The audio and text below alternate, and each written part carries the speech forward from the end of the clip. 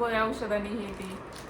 नंतर ना एक 7-8 महिन्याचं बाळ झालं, 9 महिन्याचं झालं, वर्षाचं झालं. वाढदिवस आला तरी बाळ माझं बसत नाही.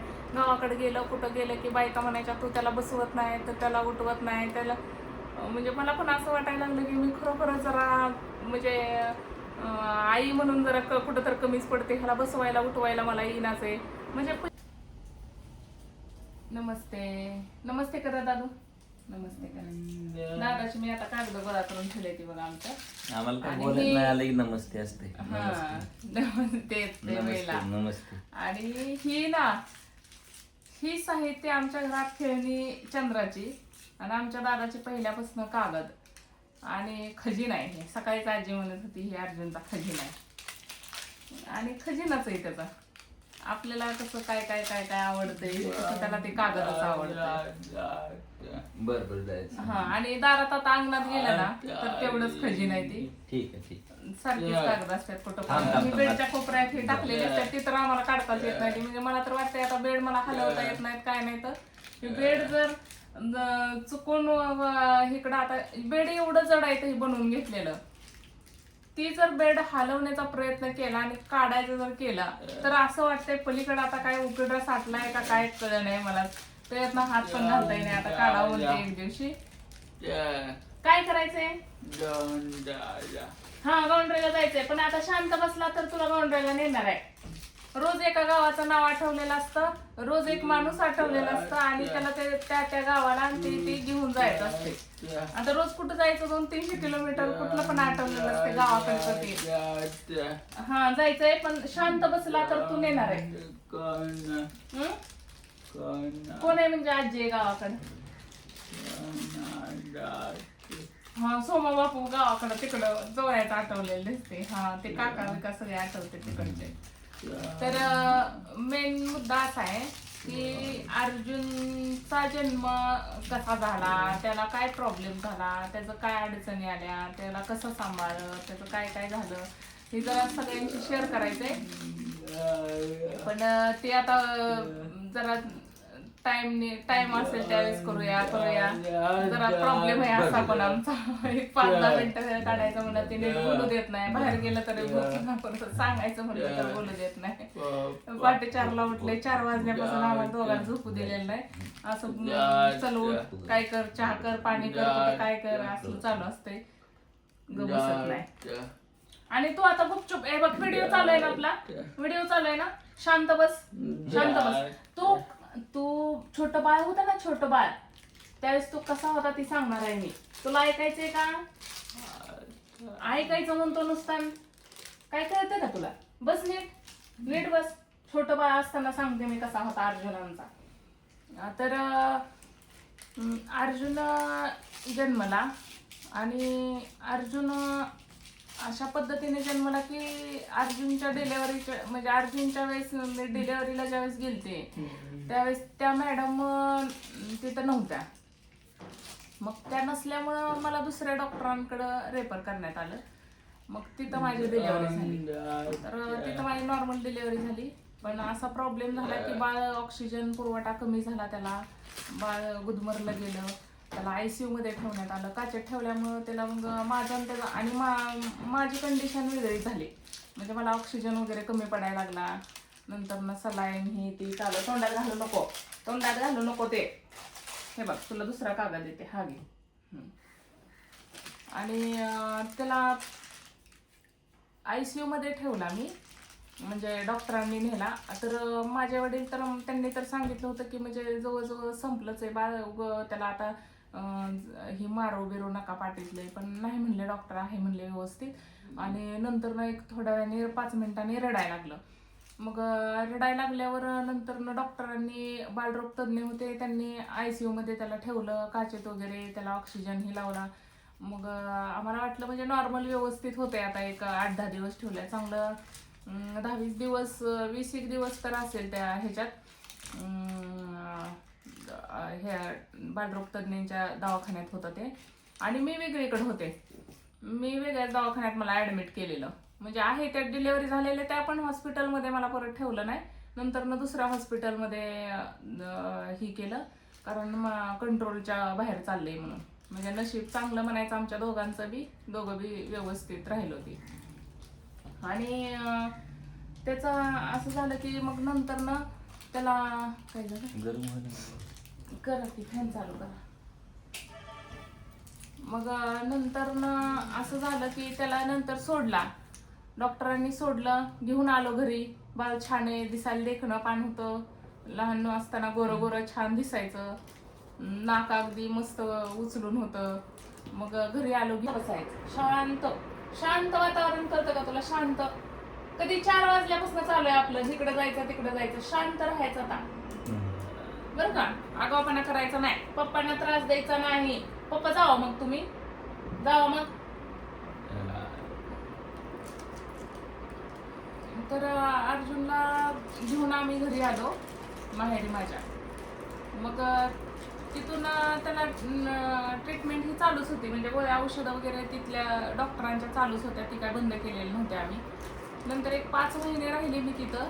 5 महिन्यानंतर ना मी इकडं आली, सासरी आली आमच्या. तर 5 महिन्याचं बाळ झालं होतं. नंतर ना 6वा महिना लागला. 6वा महिना लागला तिथं पण मला माझी आजी म्हणायची, ह्याला जरा थोडंसं हसत नाही, जरा मान पकडायला पाहिजे नीट. मान पकडत होतं जरा, पण पालतं वगैरे पडायला, पालतं वगैरे पडेना, काय नाही. मग डॉक्टरांना विचारलं होतं आम्ही, तर डॉक्टर म्हणले नाही होईल, कव्हर होईल म्हणले. जरा काय काय मुलं असं उशिरा ही करते ती. तर एक 3 महिन्याचं बाळ साधारण पालतं पडते. हे 5 महिन्याचं होत आले तरी पालतं पडत नाही. ते आम्ही पण जरा विचारलं, पण काय नीट लय व्यवस्थित काय आम्हाला पण, माझं पण पहिलंच बाळ असल्यामुळं काय कळेना. माझी आजी फक्त सारखी म्हणायची, ह्या जरा थोडंच हसते, थोडंसंच हसते, आता चांगलं हसते बघा. असंच हसत होतं त्यावेळेस, पण त्यामुळे जरा चुकलो आम्ही. आणि इकडं आलो ह्याच्याकडं. मग आई म्हणायला लागल्या, जरा डोळे पण जरा म्हणजे वरच बघते थोडं, म्हणजे त्याच्या नजर स्थिर नाही, नजर असं व्यवस्थित आपल्याकडे बघून हसत नाही, वेगळीकडेच बघते. मग नंतर ना ह्यांचे मित्र इथं ते पंढरपूरला होते, मग त्यांना बोलवलं ह्यांनी, म्हणजे घरी येऊन जा म्हणले, तोंड पुसायला घरी येऊन जा म्हणले जरा माझ्या मुलाला बघून. मग ते घरी आले सकाळी सकाळी. त्यांनी अर्जुनला बघितलं आणि आम्हाला फक्त जाणून घ्यायचं होतं की म्हणजे ह्याच्या डोळ्यात प्रॉब्लेम आहे का, म्हणजे ह्याचा काय दुसराच प्रॉब्लेम आहे. तर त्याला त्यांनी पेन असा पकडून ह्या बाजूला असा पकडून इकडं तिकडं बघायला सांगितलं. तर ते बाळ बघत नाही म्हणल्यावर ते म्हणले तरी पण एकदा दाखवून बघ. पण मला तरी असं वाटतंय की म्हणजे ह्याचा डोळ्याचा काही प्रॉब्लेम नसावा, म्हणजे ह्याचा मेंदूचा प्रॉब्लेम असण्याची शक्यता दाट आहे असं म्हणले. तरी पण आता आम्हाला वाटलं नाही ना म्हणजे मेंदूचा काय प्रॉब्लेम असेल म्हणून. मग नंतर ना आम्ही नेलं ह्याला कुठं, किल्लेदार डॉक्टरांकडं, ह्याच्या म्हणजे ते एकदम चांगले डोळ्याचे डॉक्टर आहेत. तर त्यांच्याकडे घेऊन गेलो. डॉक्टरांनी माझ्या मांडीवर ते बाळ बसवलं, त्याचं सगळं चेक केलं डोळ्याचं. तर म्हणजे ह्याचा डोळ्याचा काहीच प्रॉब्लेम नाही, तुम्हाला न्यूरोलॉजिस्टकडे जावं लागेल. मग मात्र आम्हाला जरा हीच वाटायला लागलं, कसं तरीच वाटायला लागलं मला. तर आता डोळ्याचा जरा प्रॉब्लेम असता, थोडं टर्क बघताय, त्याचं काय असलं उपचारही तर जरा बरं झालं असतं असं वाटायला लागलं. म्हणजे मेंदूचा प्रॉब्लेम म्हणल्यावर जरा थोडं हादरलीच मी. तर नंतर ना घेऊन आलो घरी आणि नंतर शशी डॉक्टरांची अपॉइंटमेंट घेतली मिरजची. तिथं गेलो. तिथं डॉक्टरांनी आम्हाला त्याचं स्कॅन वगैरे करायला लावलं ह्याचं मेंदूचा, आणि ते सगळं केलं. त्यांनी सांगितलं की ह्याचा काय प्रॉब्लेम झाला मला विचारलं जन्माच्या वेळी. मग जन्माच्या वेळी ह्याचा असा प्रॉब्लेम झाला की हे बाळ रडलं नव्हतं, आणि रडलेलं नसल्यामुळं त्याला ऑक्सिजन पुरवठा कमी पडला, आणि जेवढा वेळ ऑक्सिजन पुरवठा कमी पडतो त्यावेळेपर्यंत बाळाच्या मेंदूच्या पेशी डॅमेज होत जातात. मग ते बाळ किती वेळ रडलं नाही, काय रडलं नाही, म्हणजे ह्यांच्यात जी कमी जास्तपणा गती जी असते, काय मुलं थोडी कमी येते, कमी जास्त येते, काय ना ह्याच्यापेक्षा चांगलं करते, काय एकदम झोपून येते, काय एकदम चांगली येते, उगं थोडासाच प्रॉब्लेम आहे. मग त्यांचा ती त्या मेंदूच्या कुठल्या मेंदूला आघात झालाय त्यावर सगळं हे पण त्याच्या बोलण्या चालण्यात ह्याच्यात सगळ्यातच म्हणजे हे गतिमंदामध्ये मोडतात. हे सेरेबल पाल्सी असा आजार आहे हा. मग डॉक्टरांनी आम्हाला सांगितलं की असा असा प्रॉब्लेम आहे आणि ह्याची वाढ आता एकदम म्हणजे किती होईल काय होईल पण कमी प्रमाणात होणार म्हणजे इतर मुलांच्या तुलनेत. मग डॉक्टरांनी औषधं वगैरे दिली, त्याला ब्रेनची पण औषधं दिली, ते घेऊन आम्ही आलो. एक आम्हाला वाटलं की होईल थोडासा प्रॉब्लेम असेल, होईल कव्हर गोळ्या औषधांनी हे ते. नंतर मग एक 7-8 महिन्याचं बाळ झालं, 9 महिन्याचं झालं, वर्षाचं झालं. वाढदिवस आला तरी बाळ माझं बसं नाही. गावाकडे गेलं कुठं गेलं की बायका म्हणायच्या तू त्याला बसवत नाही, तर त्याला उठवत नाही, त्याला म्हणजे मला पण असं वाटायला लागलं की मी खरोखरच जरा म्हणजे आई म्हणून जरा कुठं तर कमीच पडते, ह्याला बसवायला उठवायला मला येईनाच आहे. म्हणजे पहिलंच बाळ असल्यामुळं थोडं लक्षात पण येईना की म्हणजे आपण नाही केलं तरी या मनानेच कृती घडते. ते मला पण वाटायचं की नाही जरा ह्याला गोल, मग काय वयस्कर बायकासाठी सांगायच्या तू गोल आपलं गोदडी ती घालून त्याच्यात बसवत जा. मग मला वाटायचं नाही तसं पण बसवलं पाहिजे, खरं तसं बसलं तर त्याला बुड चाललं नाही, कुठं काहीच नाही असं म्हणल्यावर मग मी पण नाराज व्हायचे. मी त्याला बसवायचा प्रयत्न करायचे, पण त्याचा ती मेंदूचाच विकास नसल्यामुळं त्याला बसता येत नव्हतं. आणि त्यांना काहीही शिकवलं, कसं जरी केलं तरी त्यांची जी गती आहे शिकण्याची ह्याची, आता त्याला जरा समजतंय, सांगितलेलं कळतंय थोडं. आता काय प्रॉब्लेम नाही. आणि वर्ष, 1.5 वर्ष झाली, 2 वर्ष झाली, ते बाळ माझं असं नुसतं परत बसायला लागलं. थोडं उठून बसायला लागलं म्हटलं तरी आमचं आनंदाला महापूर आला होता. उठून बसलं होतं तरी, आणि बसताना पण काही लय व्यवस्थित बसत नव्हता. आणि नंतरनं बसलेल्या जागेवरनं असा खरडत रांगायचा, म्हणजे रांगायला पण येत नव्हतं, नुसतं आपलं असंच वाकडं कसं तरी सरकायचं. सगळं सुशिक्षित, सगळं जागेवर, सांगायला येत नव्हतं. जागेवर असल्यामुळं म्हणजे अब्दजास व्हायची माझी तर. आणि एकदम आता लहान पोरांचं करतच आहे की, मोठ्या धीरांचा मुलगा ह्याच्या 9 महिन्यानं मागचा होता, त्याला बघायलाच आम्ही गेलो होतो हे घेऊन 9 महिन्याचा असताना. मग ते माझ्याजवळ असायचं. आम्ही 3 जण, आमचे मावस सासू एक होत्या, त्या वारल्या आता. मग त्याच्याने ह्याच्या प्रगतीत इतका जमीन आसमानाचा फरक होता की म्हणजे लय डिफरन्स म्हणजे दोघांच्या ह्याच्यात. ते एकदम बराबर म्हणजे नॉर्मल पोराची अवस्था ते घरी आल्यावर बाळ लक्षात आलं आमच्या की. आणि दुसऱ्या दिरांची एक मुलगी होती, ती पण 9-10 महिन्यानं लहान होती. आणि हे आमचं बाळ सगळ्याच गोष्टींना अजून बसत पण नाही, त्यांची चालायला लागली तरी पण बसेना.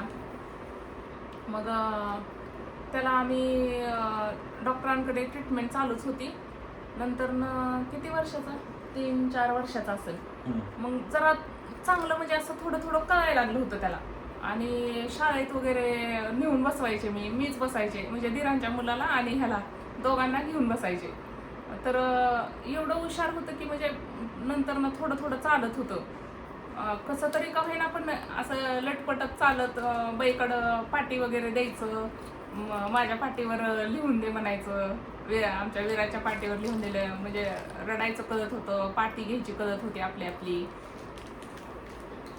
त्यावेळेस सरिताबाईने एक त्याला कविता शिकवली, झाडाची पाने हलवा हलवा हलवा. आता ती लक्षात आहे, अजून त्याच्या लक्षात आहे, झाडाची पाने हलवा हलवा. अर्जुन ऐक ना, सरिताबाईने काय शिकवलं तुला बघ ना, ठेव, झाडाची पाने हलवा हलवा हलवा हलवा. तेवढं हलवायला ते झाडाची हात वर करून अजून हलवते, झाडाची पाने वर बघू हलवा हलवा हलवा हलवा. आणि एक वैशिष्ट्य म्हणजे एवढं बारकं होतं, एवढं कळत नव्हतं, 4 वर्षाचं होतं, 3-4 वर्षाचं. तर ते बरोबर दिरांचं मुलाला आवरलं आणि मी पण आवरून बसले. केवढं आगाऊ होतं की माझा हात दुखतोय म्हणायचं, दररोज आंघोळ घालताना माझा हात दुखतोय म्हणायचा. म्हणजे बरोबर ह्याला आंघोळ घालायला लागली की लक्षात यायचं आता ह्यांनी मला शाळेत चालवले म्हणून ते हात दुखतोय म्हणायचं. मग कधी कधी तर हळूच डोकून बघायला यायचं, म्हणजे विराजला गाडीवर बसवलंय का, म्हणजे आपलं गाडी पुढं गेली की आपलं आपण शांत झालो म्हणायचं, म्हणजे ते शाळेला गेला की आपलं निवांत बसायला मोकळा. तर आणि 4 वर्षाचं झाल्यावर मात्र त्याला अचानकपणे झोपेत तोंडाला फेस यायला लागला. झोपेतच तोंडाला फेस येतोय म्हणल्यावर असं बाळ कणल्यावानी वाटायला लागले माझ्याजवळ. म्हणून मी ह्यांना उठवलं आणि अर्जुनला असं का व्हायला लागले बघा म्हणलं. तर त्याला ती म्हणजे डोळे जरा क्रॉस गेलेले आणि असं थरथरत होतं जागेवरच. म्हणजे त्याला फिट आली होती, आकडे आली होती त्याला. मग पहिल्यांदाच बघितलेली, आम्हाला पण आकडी फिट काय माहीत नाही कशी येते काय येते. मग असं काय व्हायला लागले ह्याला म्हणून आम्ही उचलला आणि बारकी गाडीवर पटकन बसलो आणि डॉक्टरांकडं सांगोला गेलो. म्हणजे पहाटे काय हां 3-4 वाजता असं लवकर. मग डॉक्टरांना उठवायला दवाखान्यात गेलो आम्ही. डॉक्टरांना कॉल केला, ते खाली आले, त्यांनी बघितलं काय. कारण लगेच गोळ्या औषध चालू होती पण फिट नसल्यामुळं मिरजला तर कसं न्यायचं की लगे इथल्या हॉस्पिटलला आम्ही नेलं जनकर हॉस्पिटलला. आणि मग तिथल्या डॉक्टरांनी सांगितलं की काय प्रॉब्लेम नाही म्हणले, ह्याला ते असं मेंदूला रक्तपुरवठा कमी झाल्यामुळे फिट आले म्हणजे काय घाबरू नका. मग त्यांनी तिथं त्याला इंजेक्शन वगैरे हे ते दिलं आणि आम्ही घेऊन आलो. मग आम्ही तसंच मिरजला त्याला म्हणजे असं झाले म्हणल्यावर मिरजला डॉक्टरांकडे त्याची जिथं ट्रीटमेंट चालू होती. ट्रीटमेंट ह्याची पहिल्यापासूनच चालू आहे, लहानपणापासूनच. ते कागद आणला त्याने, कुठला आणला काय माहिती अजून गोळा करून, खाली वर त्याच्यासाठीच फिरत असतो ते कागदासाठीच. तर अर्जुनचा म्हणजे जन्मापासून तो असा असल्यामुळं त्याला चालता बोलता नीट, त्याला बोलायला लवकर शिकला नाही. म्हणजे त्याला अजून पण लय व्यवस्थित असं बोलता येत नाही. उगत थोडंसं मम्मा पप्पा तेवढे शब्द, म्हणजे वाक्यरचना तर काय अजून पण लय चांगली येत नाही मनावासी. पण थोडे पहिले म्हणजे यायचे 3-4 वर्षाचे असताना काहीतर आपलं नुसतं सरिताबाई किंवा ते पण नीट यायचं नाही. मम्मा पप्पा आई आजी, चपाती नाही पचाती म्हणणार, म्हणजे असा वाकडा तिकडा शब्द इकडचा तिकडचा घालून. तिथं गेल्यावर डॉक्टरांनी सांगितलं की ह्याला एक फिटचे औषधं पण चालू करायला लागतील.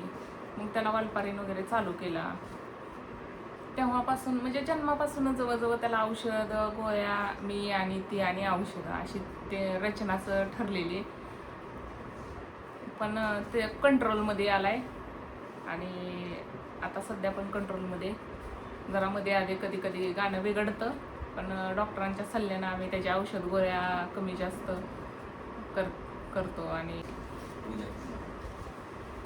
तर अर्जुन आणि अर्जुनच्या बऱ्याच काही गोष्टी अशा शेअर करण्यासारख्या आहेत.